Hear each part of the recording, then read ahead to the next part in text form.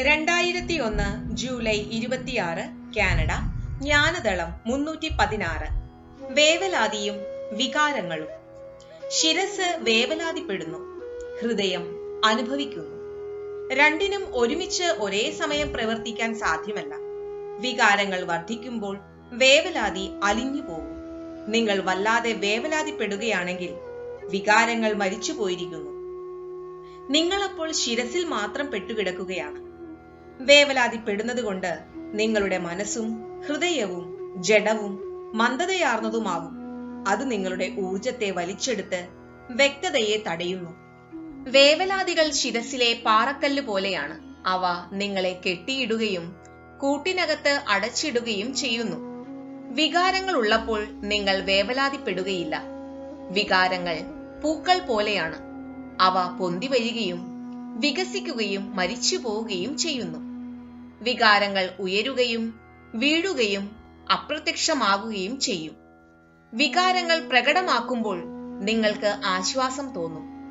കോപം വരുന്ന സമയത്ത് ആ കോപം പ്രകടിപ്പിച്ചു കഴിയുമ്പോൾ അടുത്ത നിമിഷം നിങ്ങൾക്ക് ഒരു സുഖം തോന്നും. അതല്ലെങ്കിൽ നിങ്ങൾ വിഷമിച്ചിരിക്കുന്ന സമയത്ത് കരയുകയാണെങ്കിൽ നിങ്ങൾ ആ വിഷമത്തിൽ നിന്ന് പുറത്തു കടക്കും. വികാരങ്ങൾ കുറച്ചു സമയത്തേക്ക് മാത്രമേ നിലനിൽക്കുകയുള്ളൂ, പിന്നീട് അവ ഇല്ലാതെയാകുന്നു. എന്നാൽ വേവലാതി നിങ്ങളെ ദീർഘകാലത്തേക്ക് കാർന്നു തിന്നുന്നു, ഒടുവിൽ നിങ്ങളെ പൂർണ്ണമായും വിഴുങ്ങുകയും ചെയ്യുന്നു. വികാരങ്ങൾ സ്വാഭാവികമാണ്. കുട്ടികൾക്ക് വികാരങ്ങളുണ്ട്, അതുകൊണ്ട് അവർ സ്വാഭാവികതയുള്ളവരുമാണ്. എന്നാൽ മുതിർന്നവർ സ്വന്തം വികാരങ്ങളെ അടക്കുകയോ അവയെ തടയുകയോ ചെയ്യുന്നു. എന്നിട്ട് വേവലാതിപ്പെടുകയും അങ്ങനെ അവയെ നീട്ടിക്കൊണ്ടുപോവുകയും ചെയ്യുന്നു.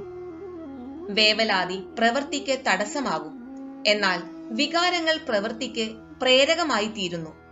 നിഷേധ വികാരങ്ങളെ കുറിച്ചുള്ള വേവലാതി ഒരു അനുഗ്രഹമാണ്.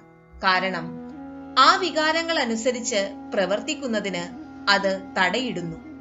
ശുഭാത്മകമായ വികാരങ്ങളെ കുറിച്ചുള്ള വേവലാതി സാധാരണ ഉണ്ടാവാറില്ല.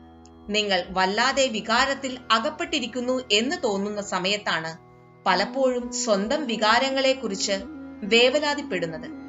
നിങ്ങളുടെ വികാരങ്ങളെ സമർപ്പിക്കുന്നത് പ്രാർത്ഥനയാണ്. പ്രാർത്ഥനയാകട്ടെ നിങ്ങളെ സംസ്കരിച്ച വികാരങ്ങളിലൂടെ നീങ്ങാൻ സഹായിക്കുന്നു. ജയ് ഗുരുദേവ്.